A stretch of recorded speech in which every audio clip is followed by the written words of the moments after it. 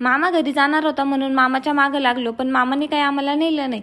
त्यानंतर मात्र पप्पा सोडवायला जाणार होते. पप्पा पार्किंगपर्यंत घेऊन गेले, पण आम्ही थांबायचं नाव घेत नव्हतो. नंतर काय तिला एक जेव्हा चक्कर मारून आणला त्यांनी दोघांनी गाडीवरती, तेव्हा कुठं बाई शांत बसली.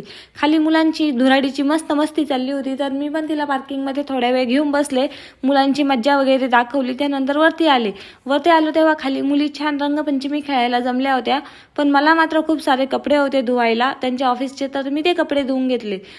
तिला दुपारच्या स्नॅक्समध्ये मी रोस्टेड मखाने दिले होते. तिला रोस्टेड मखाने फार आवडतात, म्हणून तिच्यासाठी मी बरेचसे बनवून ठेवत असते एका डब्यामध्ये पॅक करून. त्यानंतर परत बाल्कनीमध्ये आली. बाल्कनीमधून खाली मुलांचा आवाज भरपूर येतो. आज रंगपंचमी होती म्हणून जास्तच मुलं जमलेले होते खाली. मग मी पण तिला बाल्कनीमध्ये थोड्या वेळ घेऊन बसले आणि तिच्यासोबत थोडासा टाईम स्पेंड केला. त्यानंतर मात्र तिचे पप्पा आज जरा लवकरच घरी आले होते. त्यांना बाहेर जायचं होतं म्हणून ते जरा लवकर आले होते आणि येताना आमच्यासाठी नाश्ता आणलेला होता. इडली, डोसा आणि सांबर, चटणी. तिला त्यातला मेदूवडा फार आवडतो, तर तिच्यासाठी स्पेशली मेदूवडा आणलेला होता.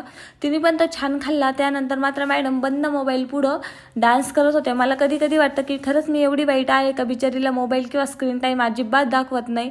पण जाऊ दे, एक वेळेस वाटतं की ठीक आहे, एवढ्या लहानपणी नको दाखवायला. नंतर मात्र आमची पप्पासोबत मस्ती चालू झाली. पप्पा घरी असले की मला तर काही टेन्शन नसतं तिला सांभाळायचं, ते तिला खूप छान सांभाळून घेतात. असा संपला आजचा दिवस. भेटूया आणखीन एका नवीन व्हिडिओमध्ये. बाय.